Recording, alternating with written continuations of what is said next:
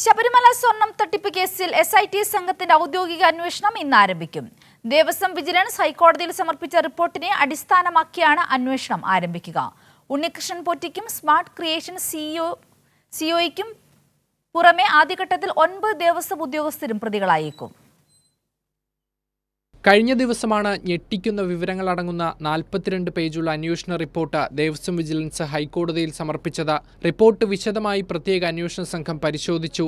Unnikrishnan പോറ്റിക്കെതിരെ Devaswom board നൽകിയ പരാതി സംസ്ഥാന പോലീസ് മേധാവി പ്രത്യേക അന്വേഷണ സംഘത്തിന് കൈമാറിയിരുന്നു.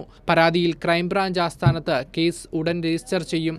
കോടതി ഉത്തരവിൽ ഉൾപ്പെട്ടവരെ പ്രതികളാക്കും. 9 ദേവസ്വം ഉദ്യോഗസ്ഥരും പ്രതികളായേക്കും. ശബരിമലയിലെ ദ്വാരപാലക ശില്പത്തിലെ സ്വർണം കവർന്ന ഉണ്ണികൃഷ്ണൻ പോറ്റി, സ്വർണം ഒരുക്കുന്നതിന് കൂട്ടുനിന്ന smart creation CEO Pankaj Bhandari, സ്വർണ്ണപ്പാളി ചെമ്പുപാളിയാണെന്ന റിപ്പോർട്ട് നൽകിയ അന്നത്തെ അഡ്മിനിസ്ട്രേറ്റീവ് ഓഫീസർ മുരാരി ബാബു, 2 തിരുവാഭരണ കമ്മീഷണർമാർ, അന്നത്തെ എക്സിക്യൂട്ടീവ് ഓഫീസറായിരുന്ന സുധീഷ്, ഉണ്ണികൃഷ്ണൻ പോറ്റിയുടെ കയ്യിൽ സ്വർണ്ണപ്പാളികൾ കൊടുത്തുവിടേണ്ടതില്ല എന്ന ദേവസ്വം ബോർഡ് ഉത്തരവ് തിരുത്തിയ അന്നത്തെ ബോർഡ് സെക്രട്ടറി ജയശ്രീ എന്നിവർ ഉൾപ്പെടെ 9 പേരാകും ആദ്യഘട്ടത്തിൽ പ്രതി ചേർക്കപ്പെടുക.